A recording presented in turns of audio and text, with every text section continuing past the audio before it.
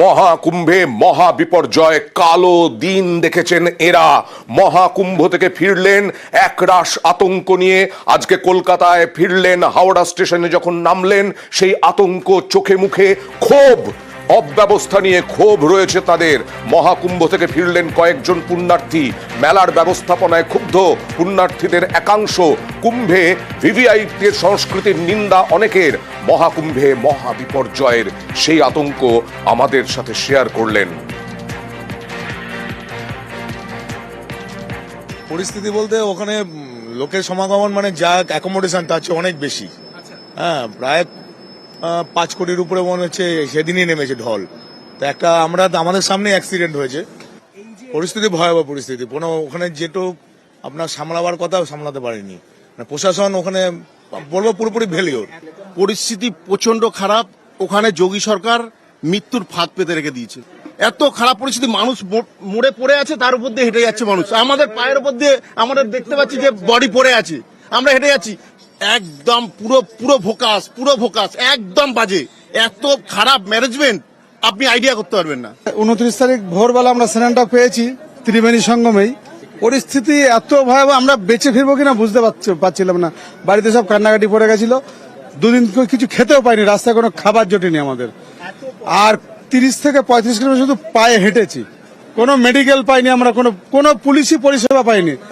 আমরা এখান থেকে শাহী স্নান, মহাকুম্ভ একটা আনন্দের সঙ্গে সকলে গিয়েছিলাম এবং একসঙ্গে ওখানে নামার পরে স্নান করতে গিয়ে যেটা দেখলাম, পুরো একদম ম্যানেজমেন্ট বলতে ওখানে কিছু না, শুধু কিছু দেখলাম মানে ওখানকার উত্তরপ্রদেশের ভিআইপিদের কিছু পরিষেবা দেওয়ার জন্য ওখানে র্যাব থেকে শুরু করে আছে, কিন্তু সাধারণ নাগরিক পরিষেবা বলতে কিছু নেই। কোনো মেডিকেল ক্যাম্প নেই, কারোর কোনো অসুস্থ হলে কোনো ইয়ে নেই, খাবার নেই। শুধুই ক্ষোভ, এদের মধ্যে শুধুই ক্ষোভ। অব্যবস্থার ছবি তুলে ধরলাম আমরা, কারণ তারা অভিযোগ করছেন। আর বাঁকুড়ায় ফিরেছেন আরেক পুণ্যার্থী, তিনিও ক্ষোভ প্রকাশ করলেন। সরকারের যে অব্যবস্থা সেটা আমরা যে উপলব্ধি করলাম, এবং আমরা যে ঘাটে স্নান করছিলাম তার পাশের ঘাটে প্রচণ্ড একটা বাজে ঘটনা ঘটে গেল। ভিআইপি যত গাড়ি এগুলোকে এরা যদি আটকে দিত, বা মোটর সাইকেল যদি আটকে দিত, বা কাউকে ঢুকতে না দিত, তাহলে আজকে এই ঘটনাটা ঘটতো না। আজকে এই ভিড়টাকে সামাল দিতে যদি সরকার না পারে, তাহলে এরকমভাবে করার কোনো দরকার ছিল না। শুনছিলাম যে আমরা প্রচুর র্যাব নামিচ্ছে, প্রচুর পুলিশ নামিচ্ছে, প্রচুর ব্যবস্থাপনা, যে দেখছি কোথাও কিচ্ছু নেই। সব শুধু এই গভর্নমেন্ট ফালতু ভাওতা মেরে চালিয়ে গেল। পুলিশ শুধু ভিআইপি গাড়িগুলোকে নিয়ে যাচ্ছে সাইডে, ওদিকে যে স্নান করাচ্ছে, ওদিকে পার্কিং করাচ্ছে, আর সাধারণ পাবলিকের কোনো মুভমেন্টের জন্য কোনো ব্যবস্থা কিছু করেনি। এরা তো ফিরলেন, আজকে যারা হাওড়ায় ফিরলেন তারা ফিরলেন, কিন্তু ফিরলেন না বিনোদ রুই দাস। মহাকুম্ভে পদপিষ্ট হয়ে তার মৃত্যু হয়েছে। কুম্ভে পদপিষ্টে মৃত্যুতে শোকের মাঝেই ভোগান্তি পরিবারের। কারণ অস্বাভাবিক মৃত্যুতে হয়নি ময়নাতদন্ত, ডেথ সার্টিফিকেট ছাড়াই দেহ হস্তান্তরের অভিযোগ। জামুরিয়ার মৃত যুবকের পরিবারের অভিযোগ, বাড়িতে দেহ ফিরলেও এই নিয়েই দুশ্চিন্তায় পরিবার।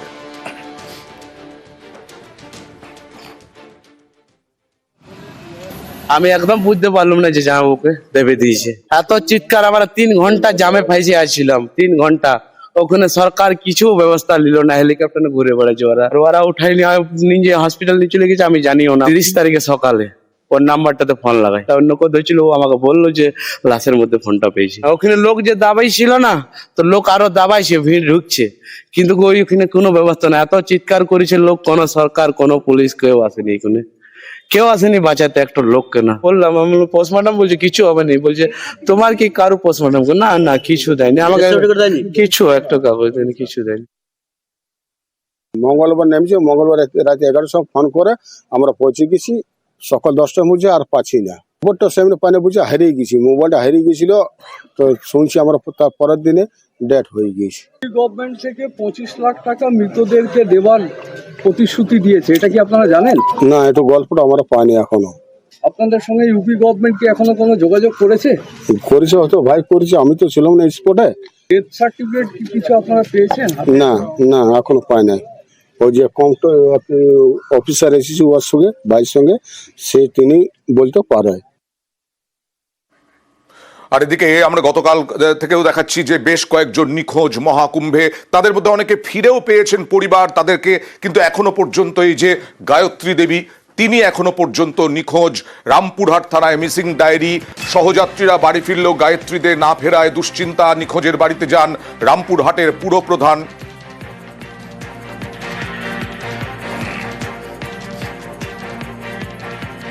ফোন করা হয় তখন বলেছিল মেলার কাছে মোটামুটি 7:30 8টার মধ্যে সন্ধে, মানে রাতের মধ্যে। তা তখনও ফোন ধরেছিল, তা বলে যে হ্যাঁ মেলার কাছে চলে এসেছি, ভালো আছি, যাচ্ছি, হাঁটছি, এরকম বলে ফোন রাখ, আমি চান টান করে আবার ফোন করবো বা করিস, এই বলে ফোন করায়। আর ফোন ধরে উনি বা ফোন করে উনি, আর ফোনে কোনো যোগাযোগ তারপর থেকে আর করা যায়নি। হ্যাঁ, তারপর থেকে চিন্তা হয়েছে। কতজন গেছিল?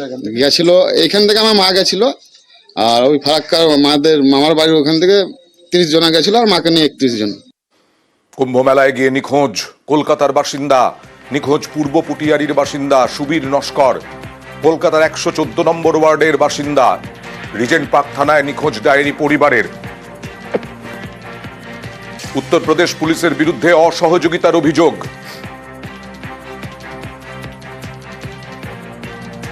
কিছু খোঁজ পাওয়া যায়নি, মানুষটা সম্পূর্ণ নিরুদ্দেশ। আমরা এখন যথেষ্ট চিন্তায় আছি কোন অবস্থায় আছেন উনি। আমরা রিজেন্ট পার্ক থানায় যখন কমপ্লেন জমা করি ওনার ব্যাপারে, তো ওনারা 2টো নম্বর দিয়েছিলেন আমাদেরকে। একটা নম্বর সম্পূর্ণ কখনো ব্যস্ত আছে, কখনো সুইচ অফ বলা হয়েছে, আর আরো একটা নম্বরে রিং হয়ে 3-4 বারের নাগাদ ধরা হয়। কিন্তু ধরার পরে ওনারা বললেন যে আমরা এখান থেকে কিছু ডিটেলসে বলতে পারবো না, যা বলা হবে সেটা পরে পুলিশ প্রশাসনের মাধ্যমে জানতে পারবেন। আমি ওনাদের কাছে কোনো সদুত্তর পাইনি এখনো অবধি। মানুষের মনে সবসময় যেন কুচিন্তাটাই তো বেশি আসে। এখন কি অবস্থায় আছে সে তো আমরা জানি না, ভগবানের কাছে সেই প্রার্থনাই করছি সে না আসুক, বেঁচে থাকুক। উত্তরপ্রদেশ সরকারের কাছে চাইছি যে মতো অবস্থায় থাকুক, আমরা যেন খোঁজ পাই, তাহলে আমরা নিশ্চিন্ত থাকি। মালদার এক বাসিন্দারও মৃত্যু হয়েছে, তবে ভিড়ে শ্বাসকষ্টে মৃত্যু হয়েছে তার। গিয়েছিলেন মহাকুম্ভে পুণ্য অর্জন করতে। অমিয় সাহা বৈষ্ণবনগরের বীরনগর 2 গ্রাম পঞ্চায়েতের চরবাবুপুর এলাকার বাসিন্দা। কথা বলবো প্রতিনিধি সেবকের সঙ্গে। সেবক, তিনি কি অসুস্থ অবস্থাতেই গিয়েছিলেন? কিভাবে মৃত্যু হলো? এটা তো পদপিষ্ট হয়ে মৃত্যু নয়। একদমই, দেখো, বছর 33-এর এই স্কুল শিক্ষক অমিয় সাহা, তিনি কার্তিকটোলা প্রাথমিক বিদ্যালয়ের শিক্ষক। পরিবারের আরো 10 জনের সঙ্গে তিনি গিয়েছিলেন মহাকুম্ভে। গত বুধবার ভোর রাতে তিনি স্নান সারেন, তারপর যখন ফিরছিলেন সেই সময় হেঁটে কয়েক কিলোমিটার ফিরতে হয়, আর তখনই প্রচন্ড ভিড়ের চাপে অসুস্থতা বোধ করেন। পরিবারের দাবি যখন গিয়েছিল তখন সম্পূর্ণ সুস্থই ছিল, কিন্তু যেভাবে ভিড়ের মধ্যে পড়েন তাতে তিনি হঠাৎ করে অসুস্থ হয়ে পড়েন এবং একটি গাড়ি জোগাড় করে তাকে হাসপাতালে নিয়ে যেতেও কার্যত কালঘাম ছুটে অনেক সময় ব্যয় হয়। তারপরে হাসপাতালে নিয়ে যাওয়া হলে মৃত বলে ঘোষণা করা হয় মালদহের অমিয়কে। আজ দেহ ফেরে গ্রামে এবং স্বাভাবিকভাবে শোকের ছায়া নেমে এসেছে। আর পরিবারের দাবি, অব্যবস্থা নিয়ে তারা বলছেন যত ভিড় হয়েছিল, কয়েক কোটি মানুষের ভিড়, সেই ধরনের ব্যবস্থা ছিল না, এবং ব্যবস্থা থাকলে আরেকটু আগে তাকে চিকিৎসার আওতায় আনা গেলে হয়তো এই অকাল মৃত্যু এড়ানো যেত। স্বাভাবিকভাবে শোকস্তব্ধ কিন্তু পরিবার। আর এলাকার তৃণমূল বিধায়ক তিনিও নিশানা করেছেন যোগী সরকারকে। ওকে, 28 তারিখে যাওয়ার পর ওখানে 29 তারিখে ভোরবেলায় ওখানে স্নান করেছি, ভোর 3:30টায় স্নান টান করে পুজো টুজো দিয়ে আমরা বেরোবো। তখন রাস্তাতে লোকের সঙ্গে চাপাচাপি খুব, লোক তো আর 1-2টা নয়, মোটামুটি 2-4-10 কোটি লোক, তার চাপাচাপের মধ্যে পড়ে গেলাম। ওই চাপাচাপের মধ্যে 20 কিলোমিটার রাস্তা আবার হেঁটে আসতে হলো আমাদেরকে, গাড়ি ধরার জন্য, যেখানে পার্কিংয়ের গাড়ি ছিল। ওই গাড়ির কাছে এসে বলছে যে বুকটা আমার ধর করছে, তখনই ও এক্সপায়ার করে গেছে। যোগী সরকার অর্থাৎ ইউপি সরকারের যে মুখ্যমন্ত্রী, যিনি এত প্রচার করেছেন এই মহাকুম্ভ যে মেলাকে নিয়ে, এত প্রচার করেছেন যে মানুষ সেখানে স্নান করতে গিয়ে আজকে আমরা দেখলাম যে আজকে হাজার হাজার মানুষ সেখানে প্রাণ দিতে হয়েছে। পরিকল্পনা ছাড়াই, পরিকাঠামো ছাড়াই এই মেলার আয়োজন করেছেন, ফলে প্রচুর মানুষকে এর জন্য প্রাণ গেছে। মাত্র 33 বছর বয়স তাকে ওখানে জীবন দিতে হয়েছে, এবং আমি মনে করি ইনার মতো অনেক আরও মানুষ আছে যেখানে হয়তো কয়েকশো, সরকার হয়তো দেখাচ্ছে 30টা, কিন্তু আমরা যা খবর পাচ্ছি তাতে কয়েক হাজার মানুষের ওখানে প্রাণ গিয়েছে। এটা আমরা সত্যি খুব নিন্দা জানাই এবং খুব দুঃখজনক ঘটনা। আর বারবার তোপ দাগছেন বিরোধীরা। বিরোধীরা তোপ দাগছে উত্তরপ্রদেশ সরকারের দিকে, যোগী সরকারের দিকে। কুম্ভে পদপিষ্ট হয়ে মৃত্যু নিয়ে যোগী সরকারকে নিশানা अखिलेश यादवेर, कल्याण बंदोपाध्याय। कुंभ में जिन लोगों की जान गई है भगदड़ में, सरकार संख्या छिपा रही है, और सरकार इसलिए संख्या छिपा रही है क्योंकि उन्हें मुआवजा न देना पड़े। ये जो वीआईपी वाली बात थी, तो वीआईपी के लिए अलग घाट है, अलग इंतजाम था, अलग प्रोटोकॉल था, लेकिन जो घटना हुई है, आम लोग जहां जाते हैं, सरकार अपनी बात छिपाना चाहती है, सरकार की गलती है। और मैं प्रेस के साथियों से भी कहूंगा, कम से कम कुंभ के मामले में जनता का ध्यान न हटाएं। कोई साजिश नहीं है, सरकार अपनी नाकामी छिपा रही है। নরেন্দ্র মোদী আর আদিত্যনারায়ণ যোগীর সেলফ প্রোপাগান্ডা করতে যে আর ভিআইপি কালচার করতে যে গোটা কুম্ভমেলায় একটা অরাজকতা সৃষ্টি করেছে, কমপ্লিটলি মিসম্যানেজমেন্ট। আর উত্তরপ্রদেশের পুলিশের সেই কোয়ালিটি নেই যে এটা কন্ট্রোল করবে, তার জন্য আজকে এই অবস্থা হয়েছে। তাতেও তো একটা মানুষের থাকে যে আমি কাজগুলো করি, বাকি কাজগুলো পরপর ডেড বডি বেরিয়ে যাচ্ছে, পোস্টমর্টম হয়নি, রেজিস্ট্রেশন হয়নি। এই ডেড বডি গুলো কি করে ক্রিমেশন হবে? কে ডেথ সার্টিফিকেটটা দেবে? যাতে তারা কম্পেনসেশনটা না পায়, তার জন্য কোনো পোস্টমর্টম করছে না, রেজিস্ট্রেশনও করছে না। অপদার্থতা চূড়ান্ত যে জায়গায় চলে গেছে, এ ভারতবর্ষের জন্য লজ্জা। আর যোগী সরকারকে এক হাত নিলেন আজকে অভিষেক বন্দ্যোপাধ্যায়। প্রথমত আমি বলি, ঘটনাটা অত্যন্ত দুঃখজনক, কিন্তু আপনারা দেখেছেন যে এতদিন ধরে কুম্ভ চলছে এবং মহাকুম্ভ 144 বছরে একবার আসে, সবই ঠিক আছে।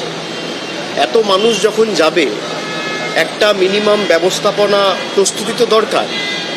এখানে প্রস্তুতি কম, ব্যবস্থাপনা কম, পরিকল্পনা কম, প্রচার ঢাকঢোল পিটিয়ে পাবলিসিটি বেশি, খালি মার্কেটিং আর পরিকল্পনা নেই। এই জিনিসটাই যদি অন্য কোনো রাজ্যে হতো, বিশেষ করে বিজেপি বিরোধী রাজ্যে, যদি তামিলনাড়ুতে হতো বা বাংলায় হতো বা অন্য কোনো রাজ্যে যারা বিজেপির বিরুদ্ধে লড়াই করছে, এতক্ষণ রাষ্ট্রপতি শাসনের কথা জারি করার কথা বলা হতো।